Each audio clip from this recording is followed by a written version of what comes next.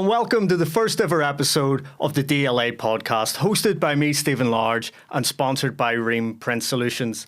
As it's the first episode, we've decided to go big with a guest, one of the most recognisable figures in Northern Irish comedy, a man who dominated our TV screens in the 90s and became a household name.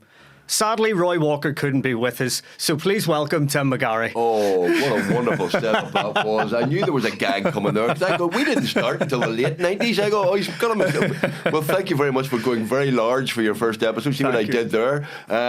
Thank you very much for having me. How are you, Stephen? I'm very, very good. Tim, what about you? I am dead on. I am just, we're in the middle of a run in the Grand Opera House at the minute. At the end of our Give My Head Peace tour, 24 shows, and it's been brilliant. It's been lovely. Actually. How many years consecutively has that been running? Because it seems to be on every year.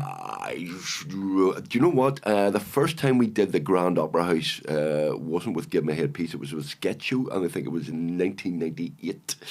And I think we have done virtually every. We might have missed a couple of years, but we've done. So rapidly approaching the 30th anniversary. Bloody hell! Well, obviously, I was jesting at the beginning. You were jesting. I was. On the DLA podcast. Yes. There'd be jests. Tim is. I'm sorry to hear that. Tim's genuinely one of the godfathers of Northern Irish comedy, if we could call you that. That means old. Yeah, gentlemen. Yeah. That means it's polite for old.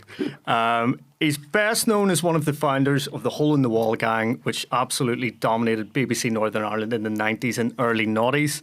He's also the creator and star of Give My Head Peace, one of the longest running and most iconic sitcoms ever made here.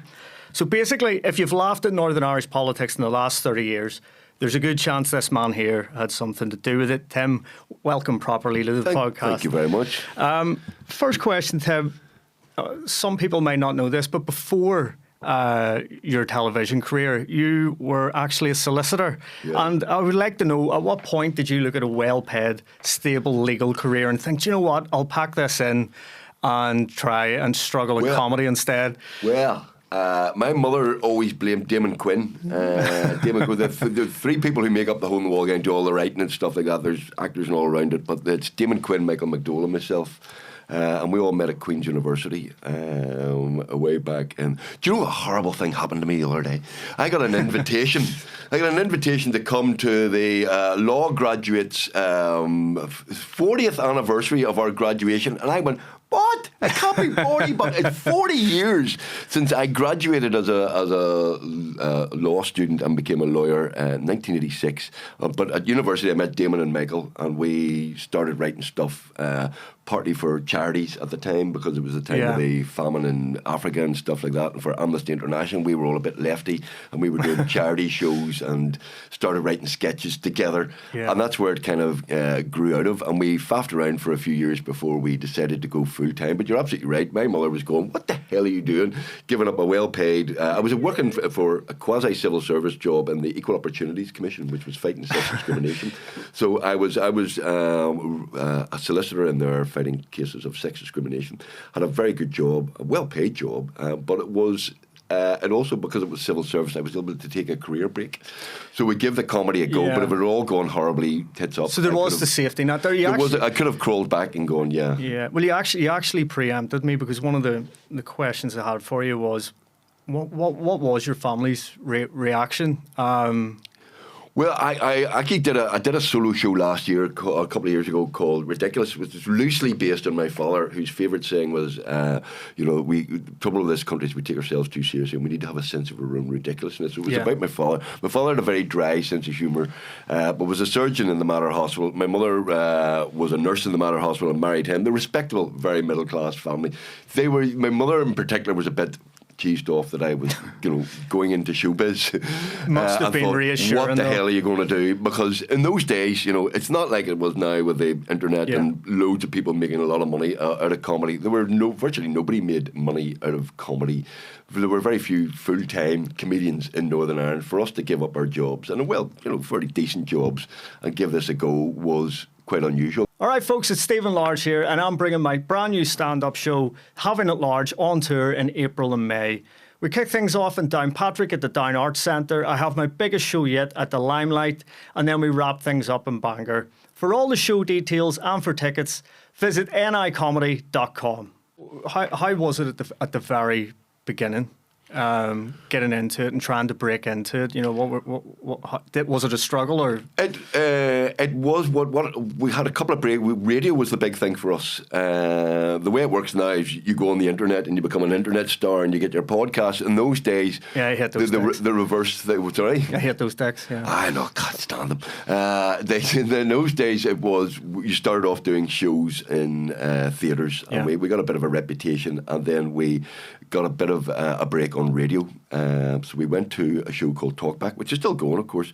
In those days, run by the great, hosted by the great David Dunseith. Yes, you've mentioned his name. We offered them, because they'd seen some of our stuff, we used to hire the group theatre and do sketch shows, political sketch shows, and they went very well, and our audiences started increasing, and we went to Talkback and said, we will give you sort of 5 minutes of topical comedy every Friday, live of a Friday. So we'll summarise the week's news. Me and Damon and Michael run in, tell jokes. So it was actually live? Yeah, it was live every Friday. So we wrote it, we used to meet in the pub, because we were all working at the time. We used to meet in the pub on a Thursday night and write the script, and then get it approved on Friday morning and run into Talkback at 11:45. We were on at 10 to 12 or whatever. And how nerve-wracking was that first one then? Were your first one in front of the live audience? No, it wasn't. No, there was no live audience. It was just live on air. Live on air. And Talkback was massive in those days, because you're talking sort of late 80s, early 90s, where we're still a lot of politics happening. The Troubles was still on.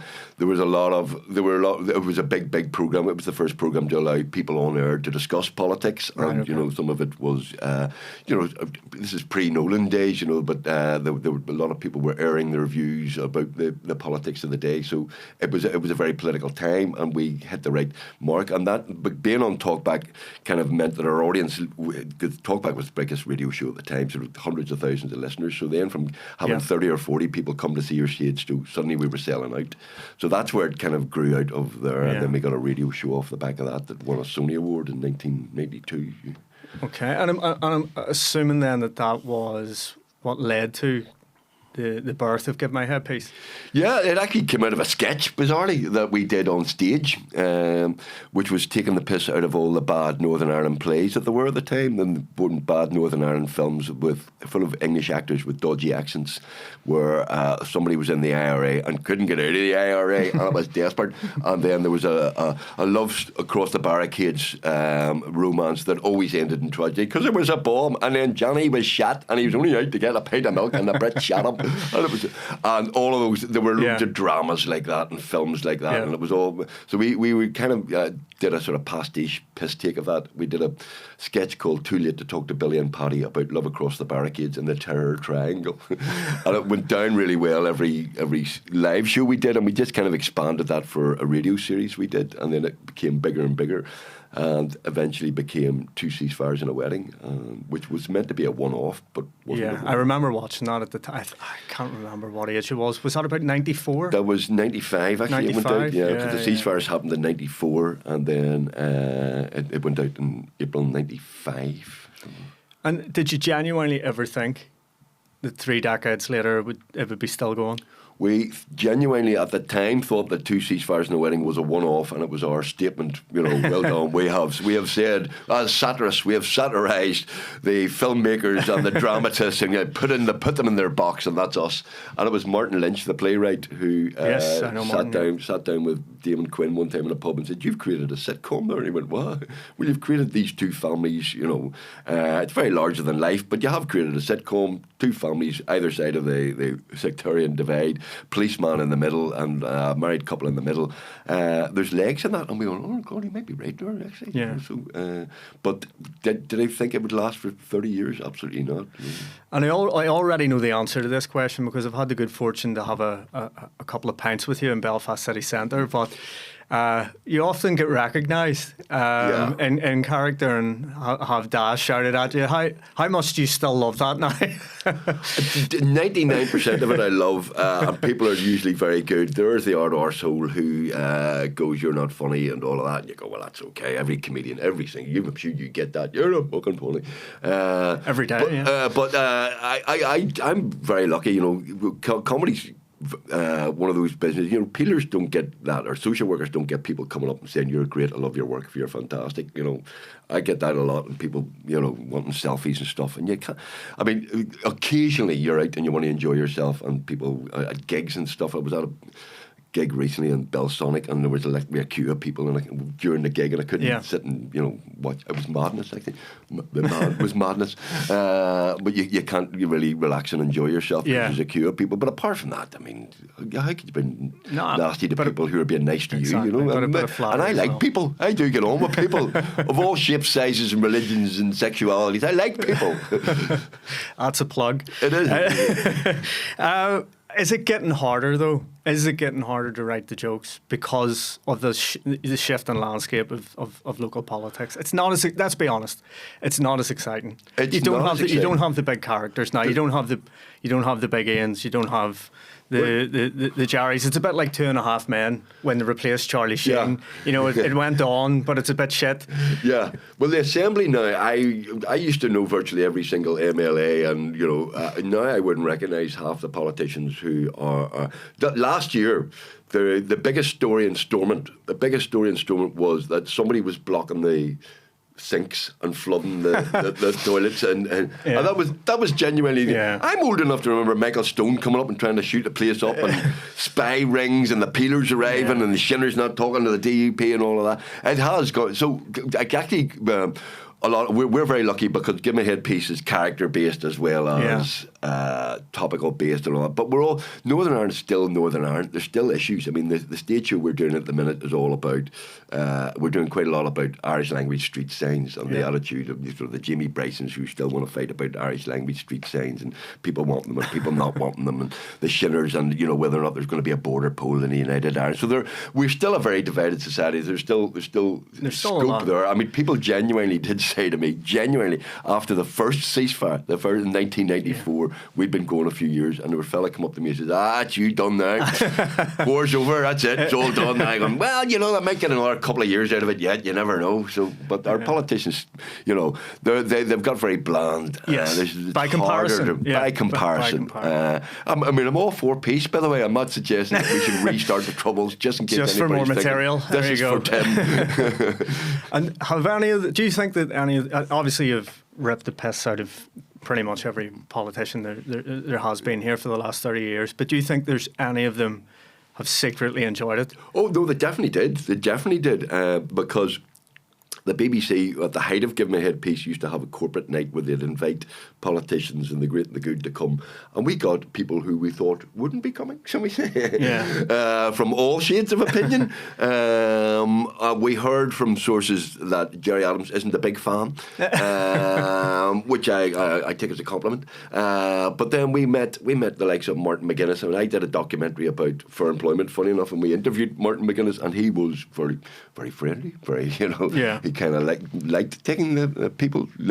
What's interesting, we did jokes about shinners in shinner areas. They prefer those jokes. When you go to loyalist areas, they like you to take the piss out of the loyal. So people do have a sense of humour, and people do kind of say. Well, but you sort of touched on the next part of it, which is you mentioned Gerry there not being a big fan, but has there, even from have you said something that someone hasn't liked specifically that's led to either legal or illegal ramifications, or any threats there?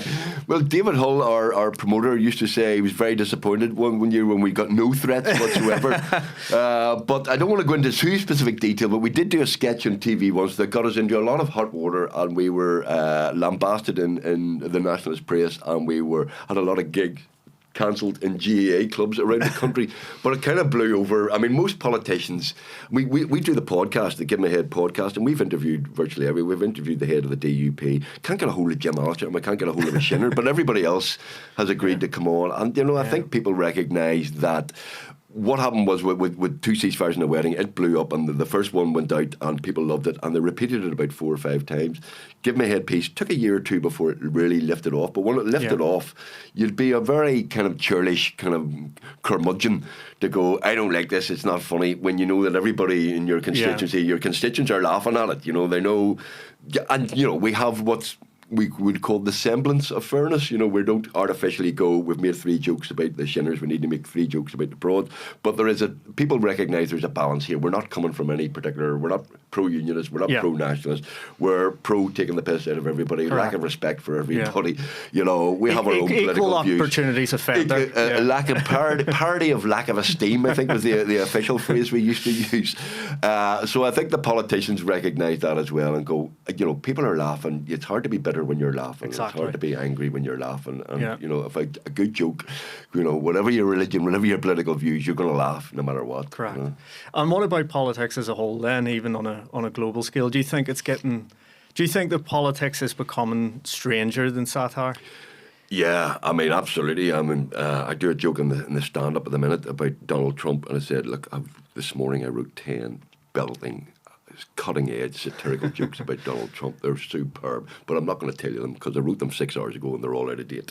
But you cannot keep up with that nonsense. No, it's mad. And it is. I mean, it's the internet and all of that, and it's the memes and the AI. It's hard to keep up with, but it is, you know, quite worrying times, you know, for a man of my generation who likes his history of all shapes and forms. There are democracy is genuinely under threat, and that is something that I do genuinely worry about. But it's also, if only there was some sort of like historical precedent that getting involved in foreign wars was a shit idea. Exactly. It's just, if only someone had given them a heads up. We were at we were doing a show last night. Ali Ford, who plays Dimna, her son was at the show. He's studying history. I said, history? What are you studying? He said, 9/11. I go, that's a lot of history. That was last week. History? What are you talking about? 9/11? That's 2001. But he's studying 2001, the attacks on the World Trade Center, but also American reaction to those, which is history. And you go, the Iraq War, the Afghan War, don't start wars that you really don't know what you're getting into. And you go, oh, right. They haven't learned a mucking thing, have they? No. Well, on that topic of fake news and strange satire, I was wondering, Tim, if you'd like to participate in the game here. Oh. Okay, so I'm gonna read out 4 statements, and you tell me if this is a real Nolan Show caller, or if it's fake news. Can I just say that Nolan and I do not get on, and it's part of it's artificial. He's not as bad as I make out, but I do make fun of him, and he sometimes is not very happy about that. But yes, let's go with it. Okay. All right. So the first statement is: a caller rang the show furious because Stephen Nolan had parked in a parent and child parking space despite not having a child with him. Oh, that's definitely true. Yeah, Nolan is a man who does not obey the laws of the road, the highway code. He's a stranger to the highway code, that gentleman. Could he have argued that he is a big child?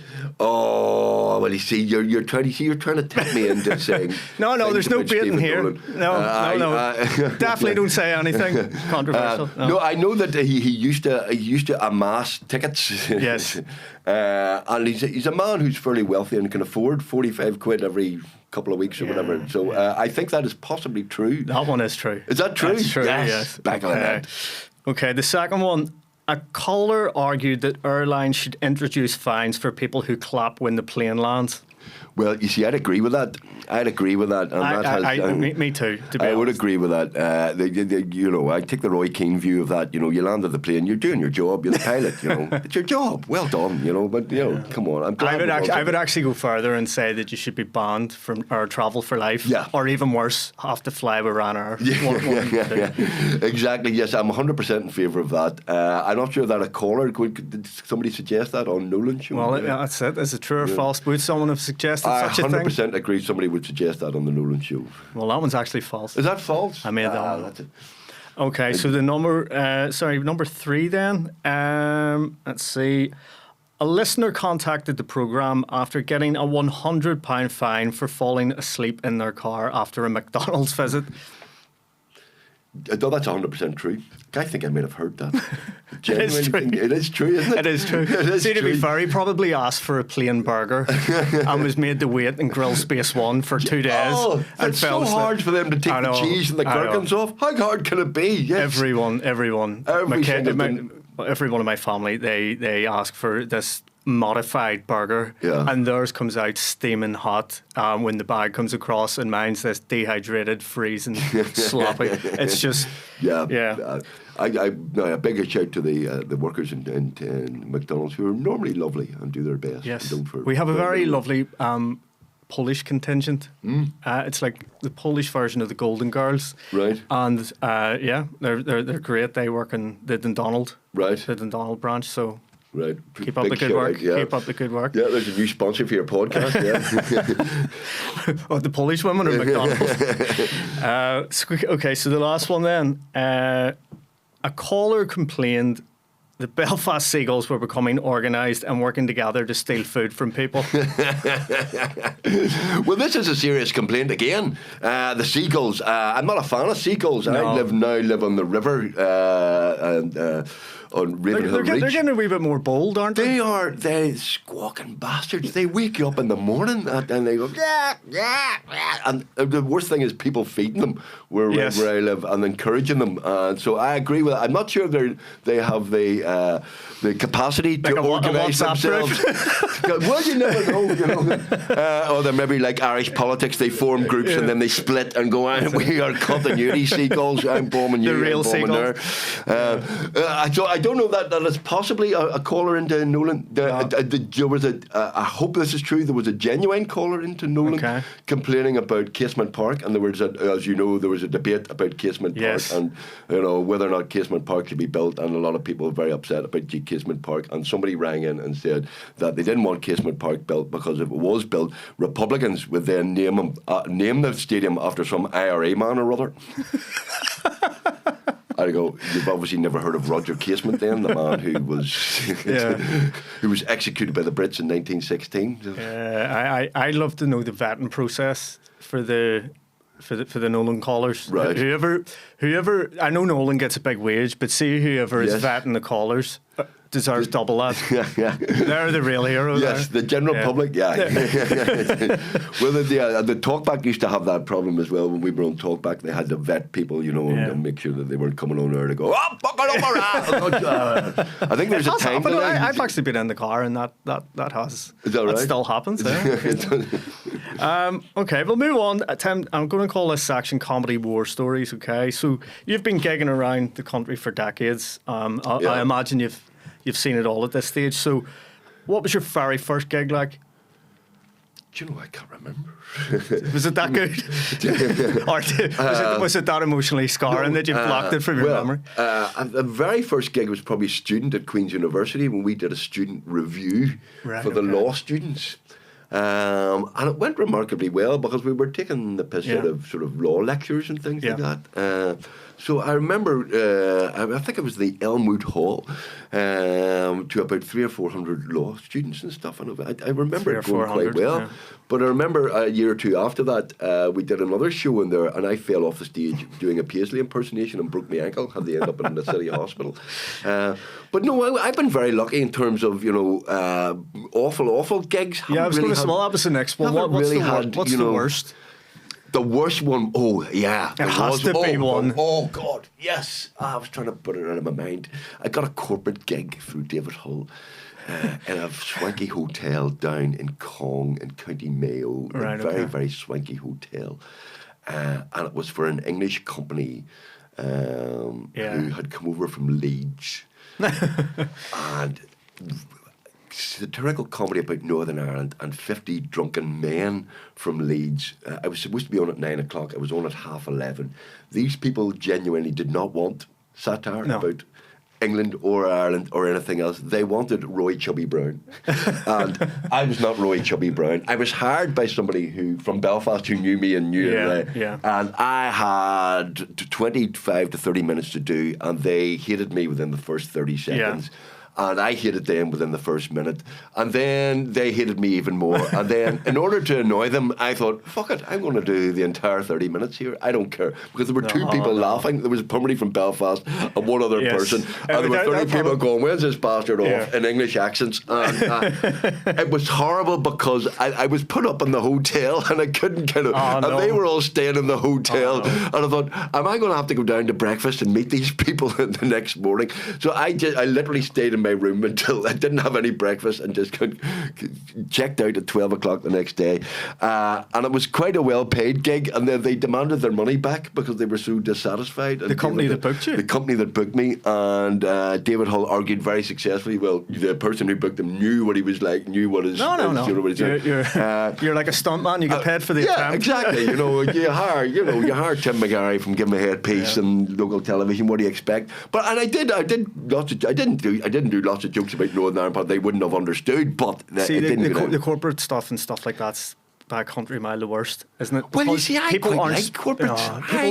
People aren't specifically there to watch comedy. They're either eating or they're having a yarn, and then someone's getting up halfway through and interrupting their fun, isn't it? I want to thank Jake O'Kane because of Jake O'Kane I get a lot of corporate work because Jake hates corporates. He hates with a passion and won't do corporates. Yeah. I don't mind corporates. I find them quite enjoyable. I get on with people, and as you say, they're not there.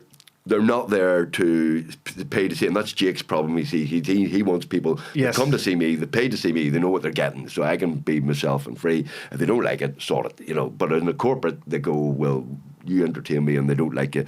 But I don't mind it, And because of Jake, I've got quite a lot of corporate work and stuff. But I genuinely, my worst gig. I haven't had an awful corporate ever. What? You know my worst gig. Which one was that? The Linfield one. I honestly have never. I don't think I've ever been a whole person since. Do you ever think about... Did I recommend you for that? I can't remember. Thanks for that if you did.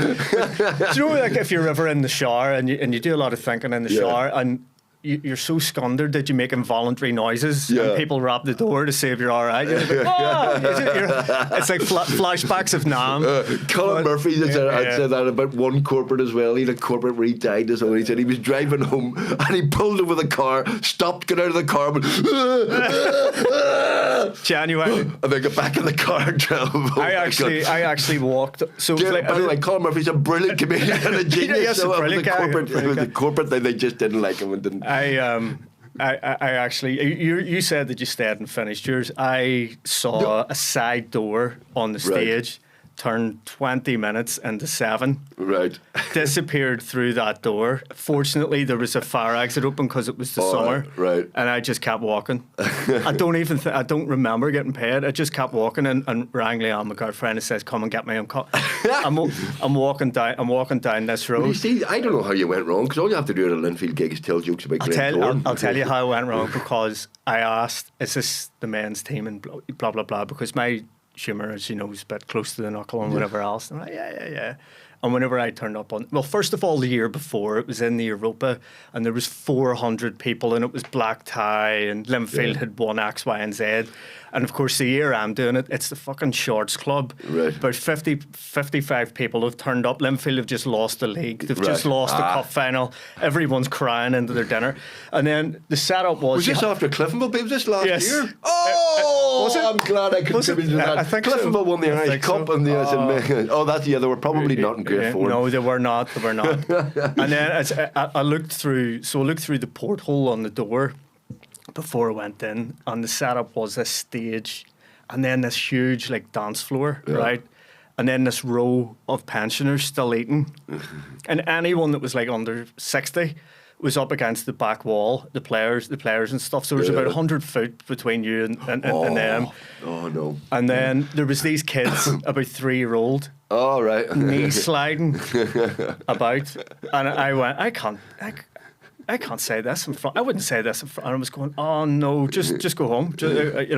Anyway, so I thought this couldn't actually be going any worse. And just before I went up, David Jaffrey come up and give a speech on about how terrible the year has been for Linfield. Then started talking about Jesus a bit, and then about his wife's illness.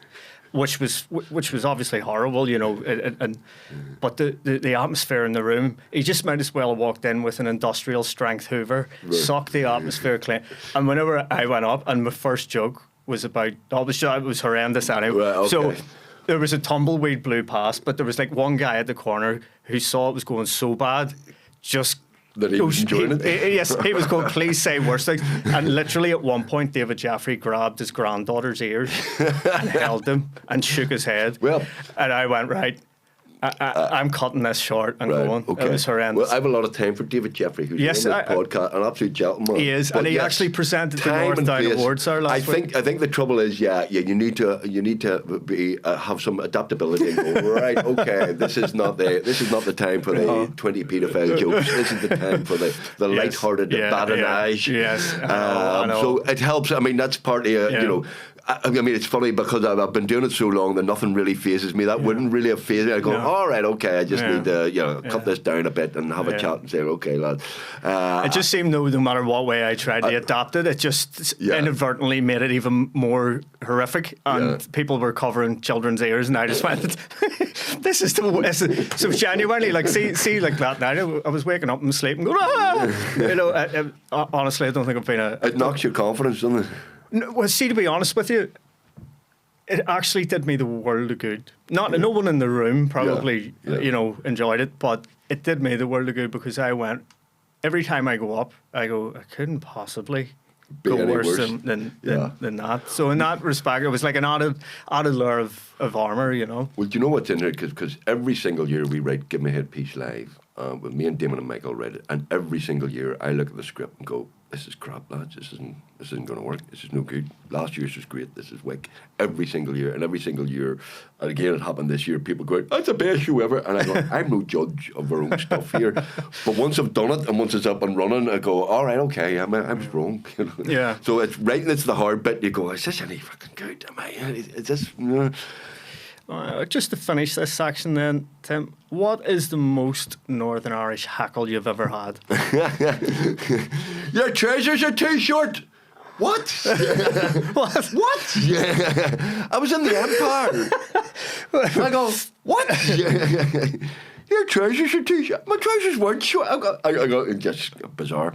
I don't like hecklers. What was it? Were you trying to just... No, there was nothing wrong with it. Your 3/4 length face, was it? I don't know what it was. It was just kind of, I am a man and all that. But I don't like hecklers. I don't deal well with hecklers. If I have a weakness, I just swear at them and tell them to shut up. Yeah. I don't like them. I don't appreciate them. I don't think they're contributing anything to life. I've seen a few completely... I was at Cavan Bridges in the SSE a couple of years back, and there was a group at the front, and he gave them their 5 minutes in the sun, but they just hijacked it and completely derailed it. And usually he would come back out and do another 5 minutes after, where you could see he didn't even come back out. And see if the hackle is witty, clever, But if it's very rarely I've seen a couple of horrendous ones.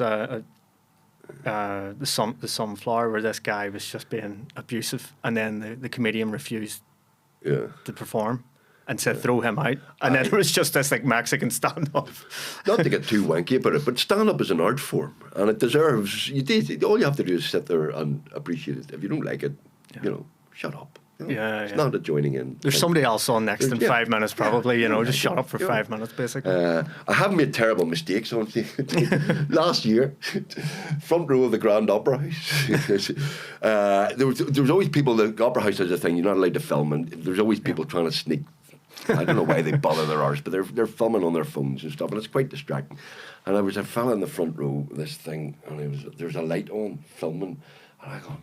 And it was all during the first half, people go, there's somebody filming in the front row, we'll try to front the house, could you do something about that? We never heard of it. Anyway, I'm doing a stand-up bit in the middle of the front row, and it's quite distracting. Yeah, it is. Mate, you're not supposed to be filming that. And then there's a kerfuffle and blah. I go, stop filming, turn that thing off. Of course, it turns out he's not filming at all. His assistant who's beside him is the person is deaf, and this is a hearing aid, a large hearing aid that is helping this person listen to me. I go, I could have swallowed. I find it hard to believe anyone would need a hearing aid to hear you. So yes, I'm sorry about that. I do apologise to that person that it was. No, that's grand. You sort of answered this one, but have you ever? You've obviously done the corporate with the group from Leeds. Did you ever try your hand across in the mainland? Did you give it a go at any point, or have you sporadically or? No, is the short answer. We did some stuff for Radio 4. We did some stuff for Radio 5. We did some stuff. We did a long-running series on Radio 2, which went quite well. But partly, there were a couple of reasons. Partly sloth, laziness. Partly kind of we were doing okay here locally. We had a radio show, Perforated Ulster, was doing very well. We had a TV show.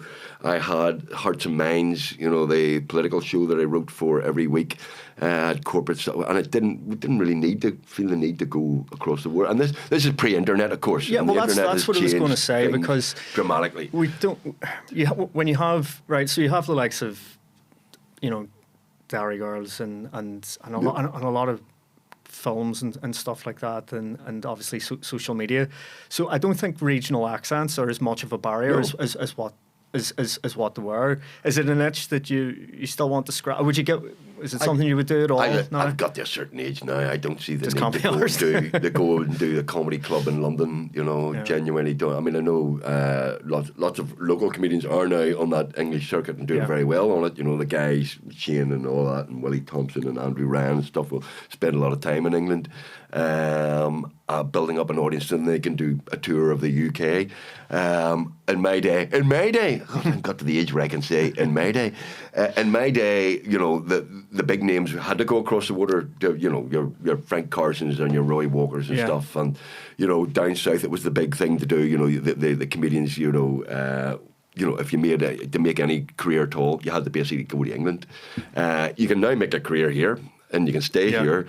You can get gigs here. You can sell out arenas here. You can have a career and also build up your audience to such an extent that you can pop over to England when you feel like it. In my day, it was kind of, who knows who Tim McGarry is? You'd have to start at the bottom and do your Jongleurs and do all your clubs and stuff like that. And I mean, the likes of Colin Murphy and Jake would have done a lot of that and would have gone to Edinburgh. Edinburgh used to be the thing to try and kickstart your career, but Edinburgh's so vast now, it's kind of pointless even doing that. What's sort of your take on modern comedy in terms of the path into it? Do you guys, you and Damon and Watt sit around and go, fuck, if we had social media back in the 90s, we'd have been. What are you telling me? If we had social media now, if we could do social media now.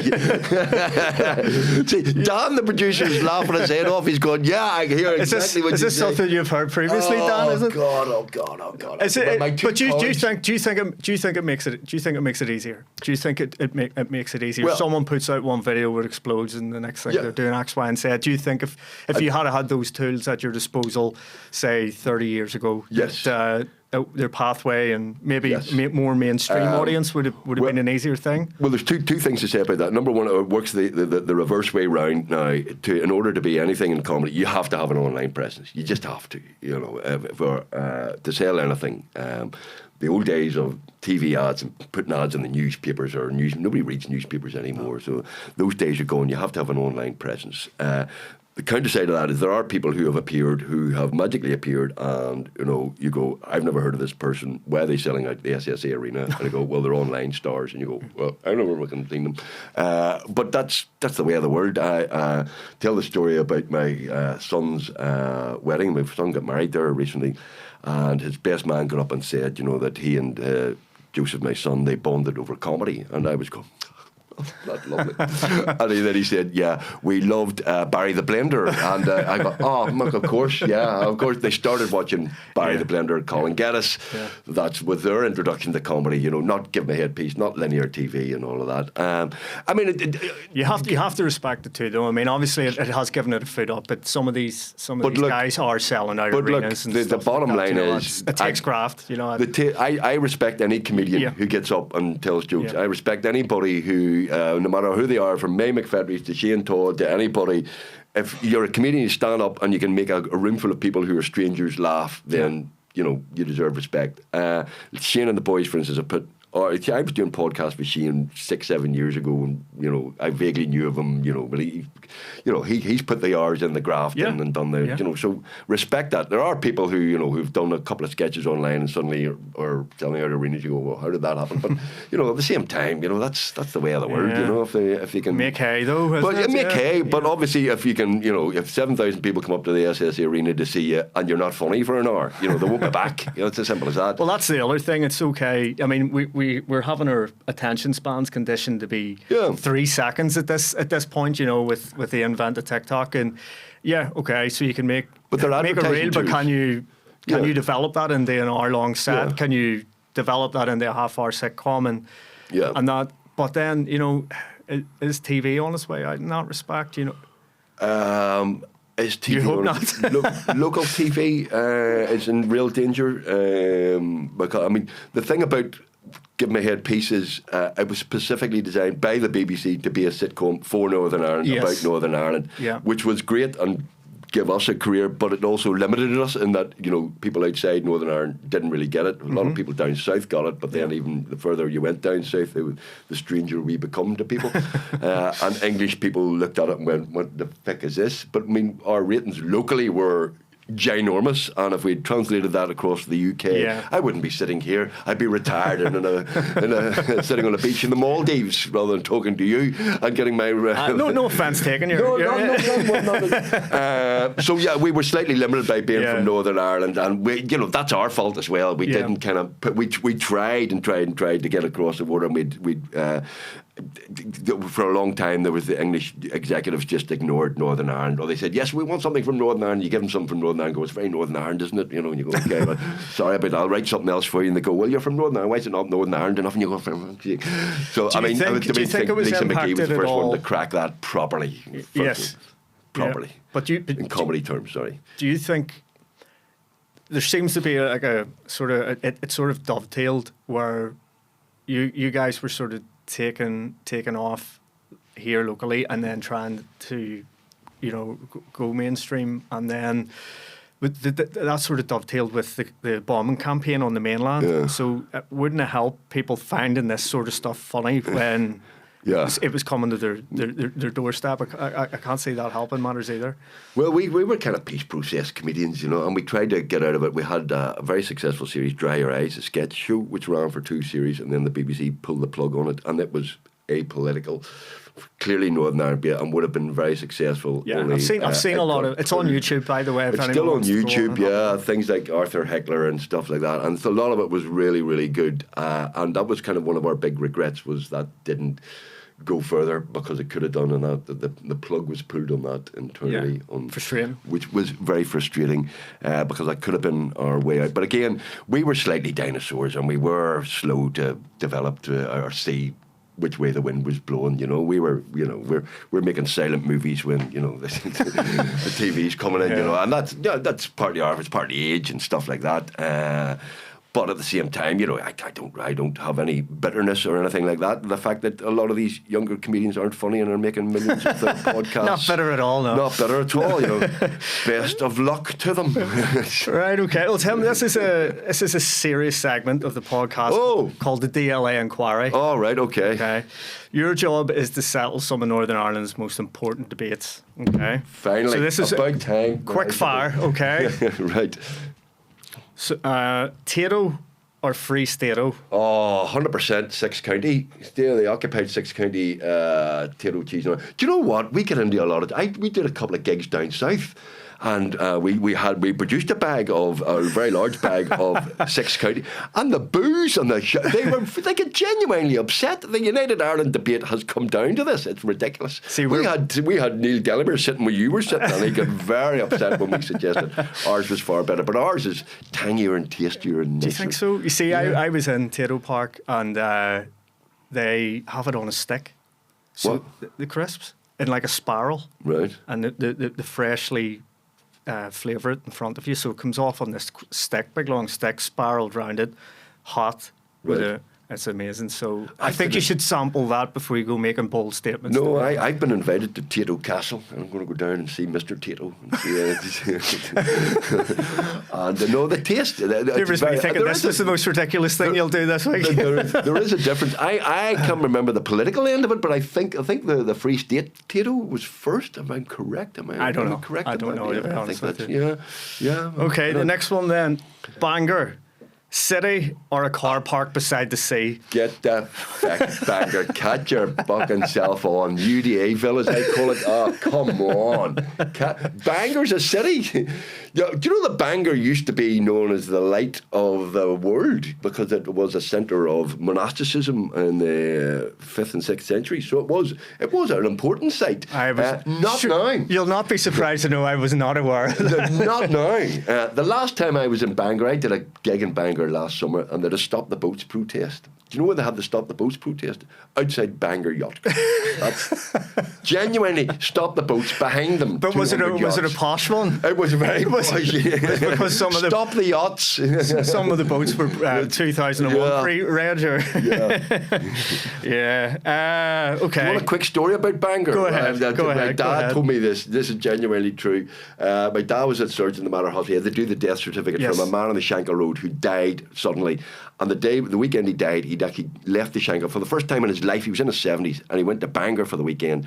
He went on a Friday, came back home on a Sunday, dropped dead on the Sunday night. My dad was out doing the death certificate, lots of people around the coffin and all that. He said the man had never left the Shankles. Like, lots of people going, oh, it's very sad. He's looking well, though. He's looking well. And he said, it's worse blind. 2 women were looking at the body going, he's looking well. He's looking awful well. And one woman said, oh, you asked me that wee weekend in Bangor done him the world of good. Yeah, see, it was viewed as a bit of a holiday resort back in the day. Before and Malile as well, you know. Yes. Shankill by the sea. Okay, so the next one then, Tim. Dressing gown or house coat? Oh, you see, I don't wear either.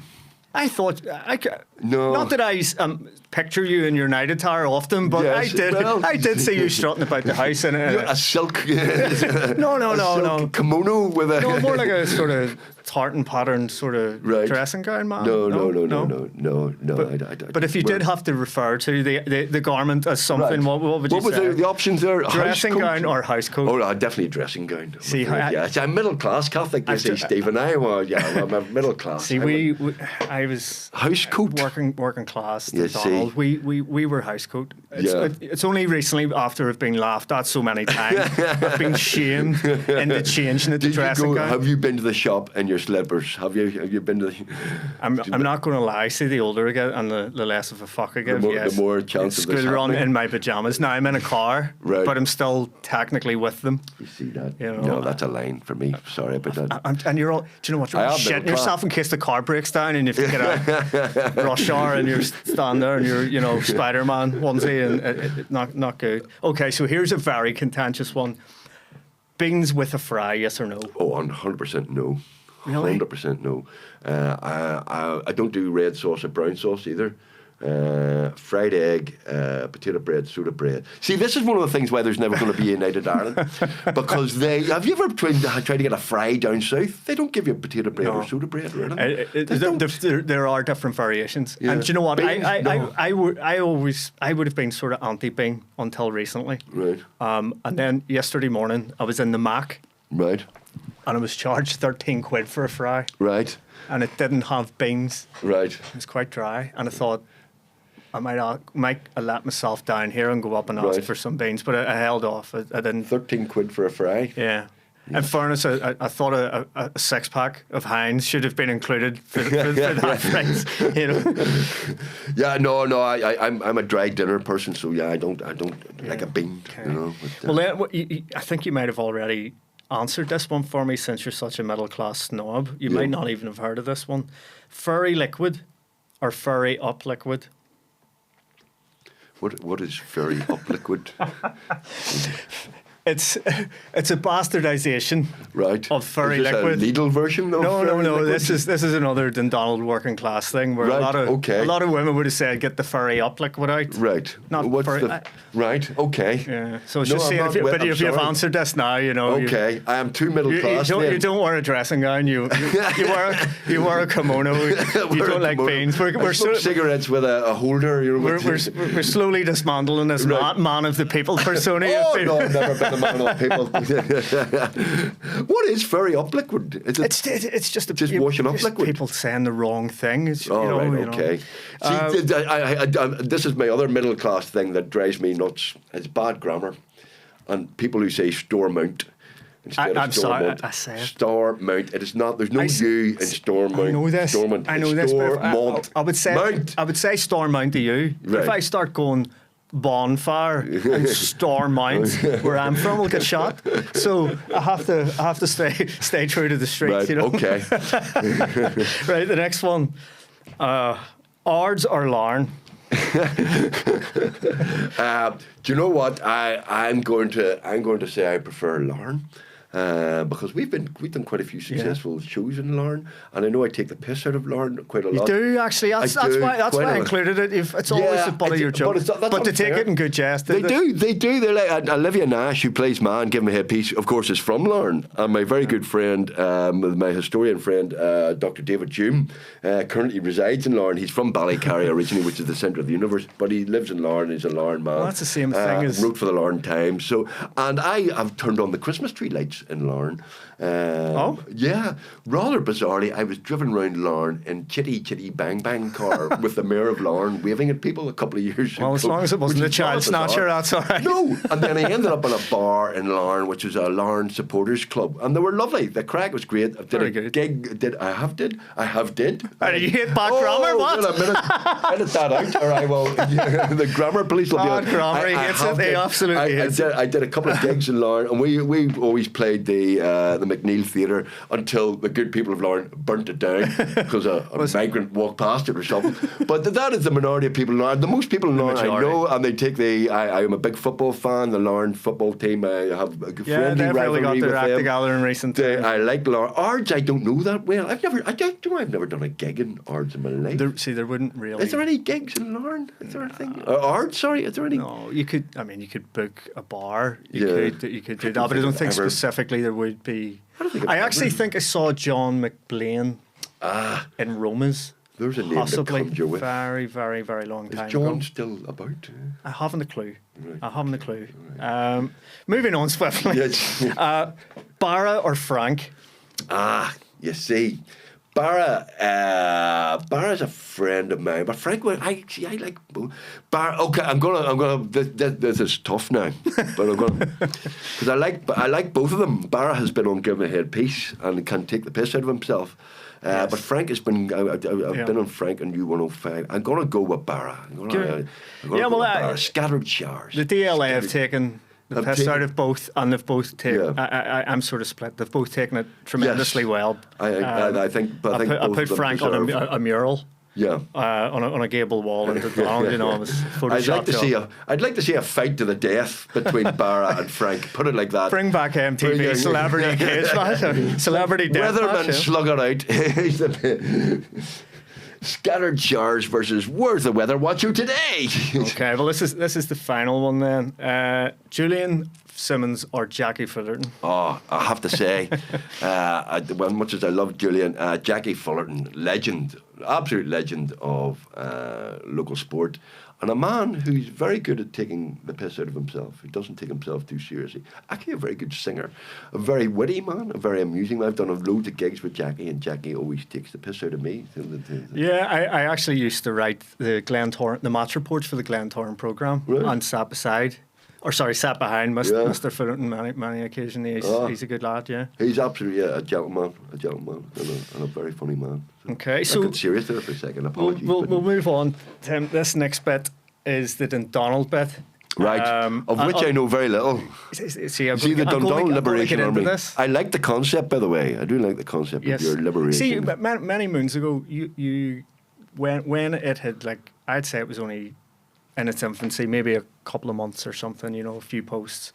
You guys actually spoke about it on the Blame Game or something. Right. It might have been Colin was speaking about it. That helped massive. So thanks for that. But as it's called, the DLA Podcast, and that stands for Dundonald Liberation Army, obviously. Have you actually ever spent much time in Dundonald, and not including the Ulster Hospital, by the way? That's cheating. Okay. Everyone's been in hospital. The answer is no. What? I've never been to the Ice Bowl.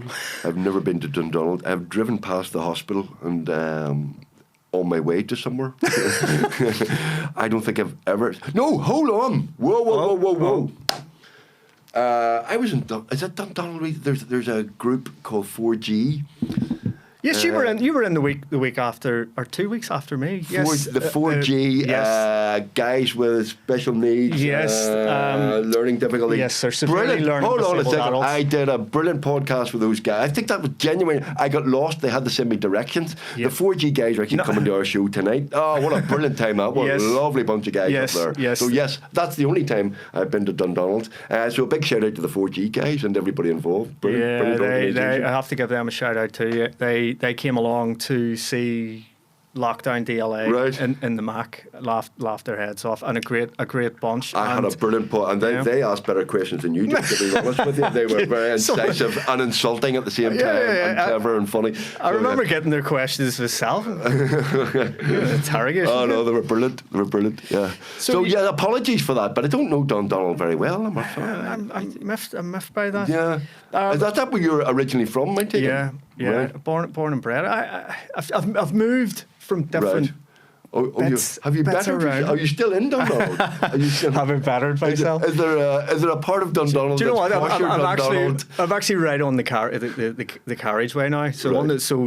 I'm sort of on the foot of the carriageway towards Ards. Right. Okay. And I can't Okay, move but there you're still after there. all the. I think a fear Can for I the ask a safety. stupid question? Is there still an ice rink there? In Dundonald? Yeah. Yes. It's the only, I think, Olympic-sized ice rink Wow. in Ireland, if I'm not mistaken. Right, and do people still go ice skating there? Oh, aye, yeah. Now it's undergoing a major refurbishment at the moment. Right. So the whole Is it still got named after Peter Robinson? that it never was. Was it not? It never No, was. was No, it there not was Robinson Centre? There was, but that was in. Where was that? That was in sort of Lisnashara, sort of neck of right, the woods, okay. sort of. And I think that's since been Right. demolished or at least renamed. Okay. But no, I think. I don't know if anyone had anything to do with. All right. Maybe he was there for the opening. Well, or- I think it was Castlereagh Council, wasn't it, at the time? Was that yeah, right. but they were waiting on a huge investment there to completely rebuild the building, and they argued amongst themselves for about 10 years there, and it was one thing after another. But we're finally getting the new building. So if you ever do Right. take a wee race Well, I through, would take a tour. Yes, You need I'll to take tour me on you. a guided Yes, tour yes. of Dundonald, the Yes, sights of Dundonald. yes. How long would that take if I do I need a To be full honest with- day, half a day? To be honest with you, it would take about 5 minutes, but because of the collider and it being reduced down to one lane of traffic, would probably be stuck Right. there for about 3 weeks. Okay. So bring a packed lunch. And if Dundonald ever declared independence Yes. from Lisburn, could it survive as an independent state? Well, obviously it could. I've been to some of the shows. And is it Matthew McElhinney?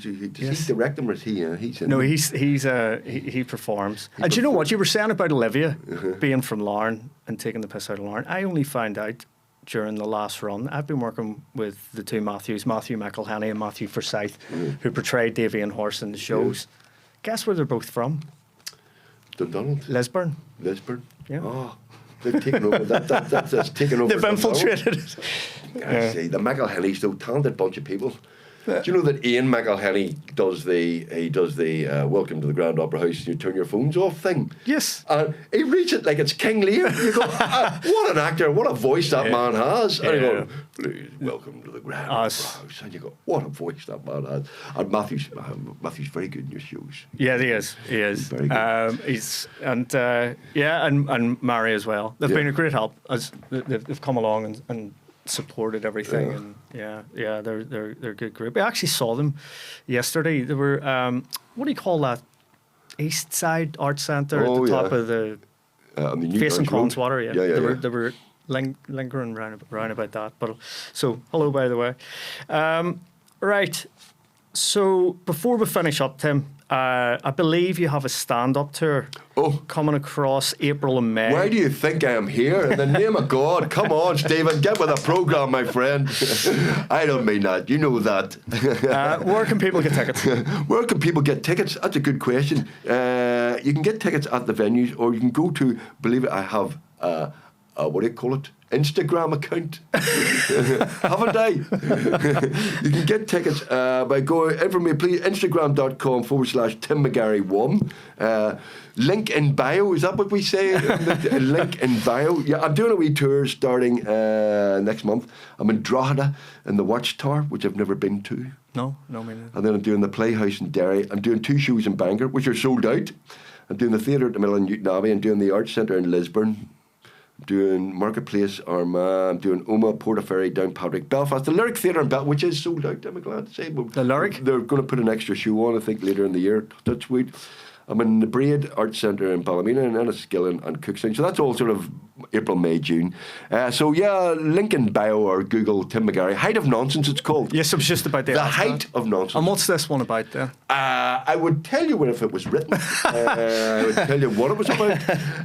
The last one was kind of... No, to be fair, no, it's quite well progressed at the minute. I have lots of stuff. Well, it's basically about what we were talking about. The world getting even more ridiculous. And Donald Trump, a statement from Donald Trump, and you just go, that is the height of nonsense. This is it. And then it's subsumed by whatever he says 2 minutes later. So it's looking at all the nonsensical things in life, both here and there, in my personal life, in politics in Northern Ireland, in family life and in relationships and things like that. And I do look at the world and I look at politics and I discuss things like a united Ireland and do we need it and all that sort of thing.